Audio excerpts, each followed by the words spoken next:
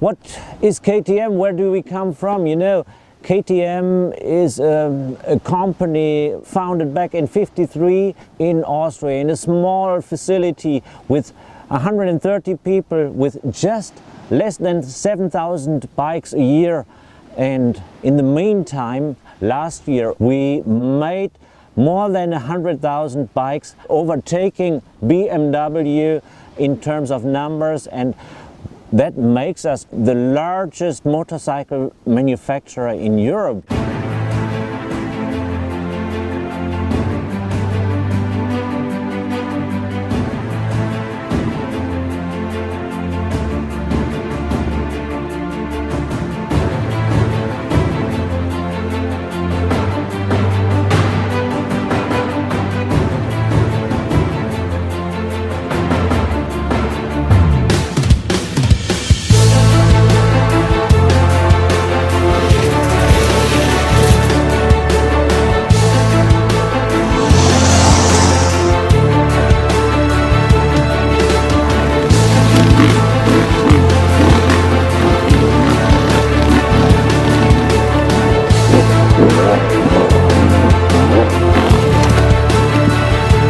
To have the best bike out on the trails or out on the track, you always want to improve your product, to be better than last year. You want to be better than the competitors. Everybody in our team is living this vision.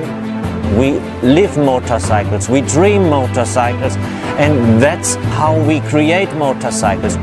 And that's maybe the secret behind our success.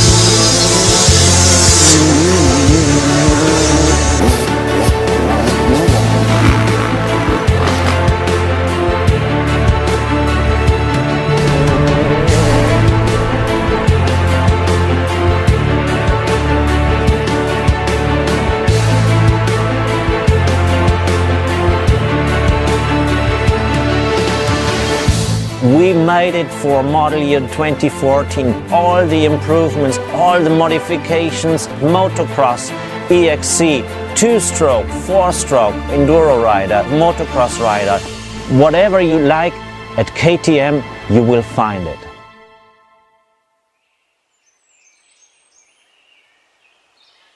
Sardinia, a remote island off the coast of Italy. It's an ancient formation of granite and sandstone, eroded into peaks stretching up to 1,000 meters high. It hosts a population of 1.6 million people. Its continental climate makes for a popular tourist destination. That, and the fact it's totally surrounded by the Mediterranean Sea, home to some of the most beautiful sea creatures on the planet. Anyway, welcome to Sardinia. If you've made it to an international KTM launch, it's because you represent one of the leading magazines or moto media channels in your respective country. From there, how you choose to expose their products is entirely your prerogative, but you can't deny the fact this company is serious about stamping their name proudly into the realm of world enduro racing. After all, they've not only launched their bikes at the very island the 2013 International 6-Day Enduro will take place, but branded their deluxe ISDE models with its name as well.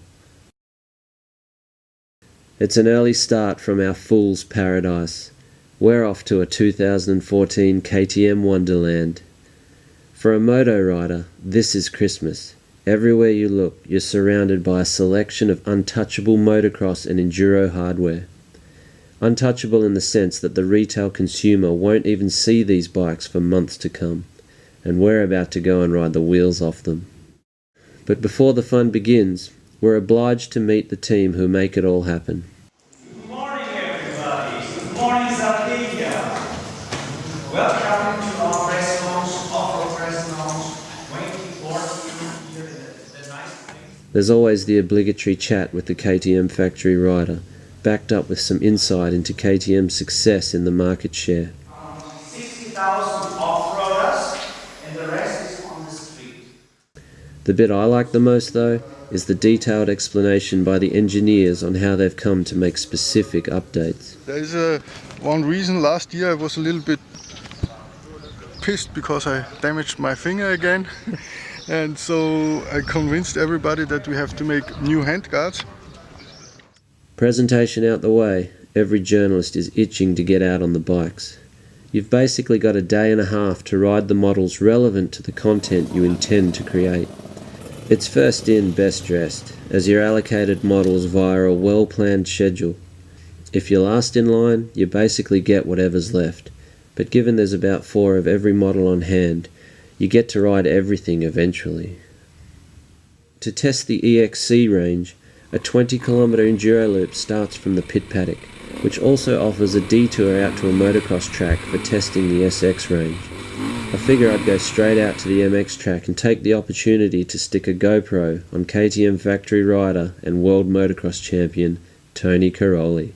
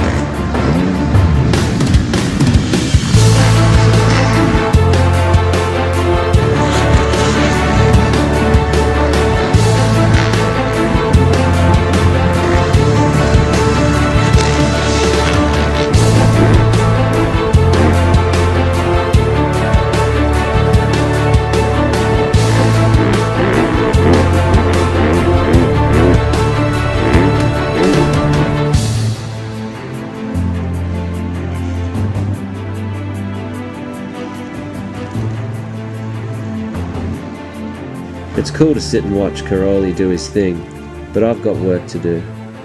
The key element to a motorcycle launch is the creation of quality imagery, so KTM employ professional photographers to shoot and provide images for every journalist. One photographer in particular, Sebas Ramiro from Spain. He's a unique character. The photographers are stationed at various photo points on the course. This is where things get competitive. Every journalist wants to look cool and secure quality images for their publication. Ultimately, you want to find something that stands out, is different to the next guy, and completely unique to your own magazine. But it's a cutthroat game, as journalists will always gather around like scavengers, waiting for their chance to cut in on your shot. Usually, the only way to get anything exclusive is to find something gnarly, something you know most of them won't attempt.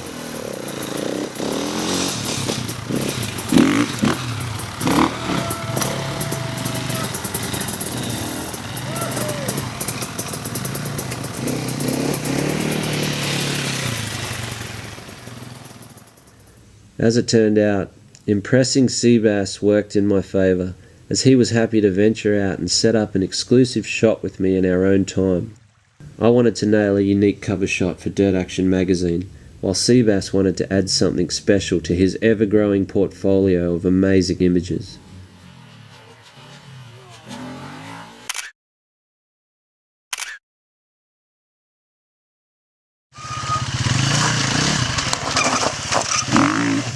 The guy is an artist, and will do whatever it takes to get the shot he wants, even if it means getting wet. But the results are worth it.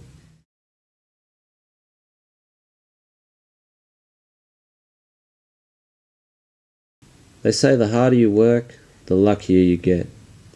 There may be some truth to that, but I think it's more a case of maximising any opportunity by going above and beyond the level of expectation, and in the process define your own signature of quality and work ethic. The way I see it, it's both an honour and a privilege to be able to use KTM's international motorcycle launch as a means to promote and evolve motology films.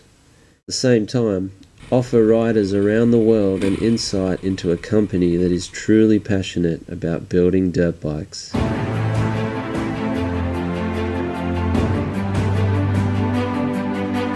We tried to reduce the length of the wiring, to reduce the weight and make it more compact.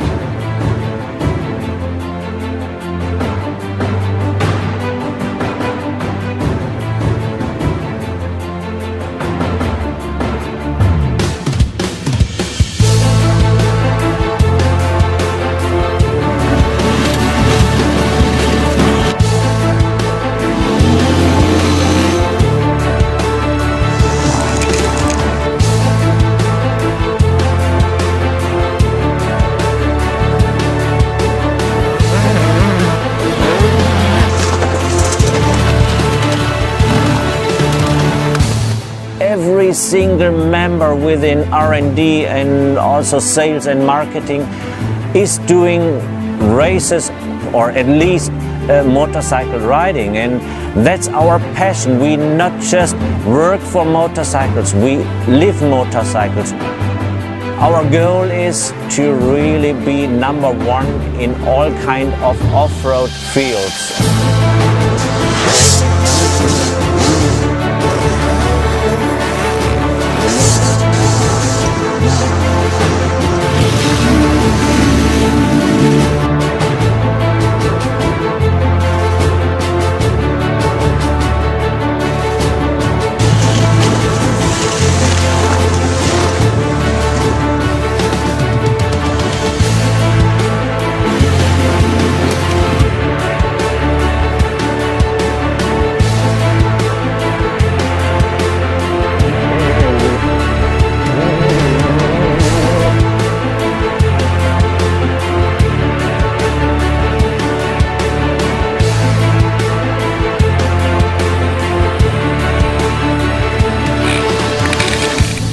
For the many times I have been overseas, this one is good.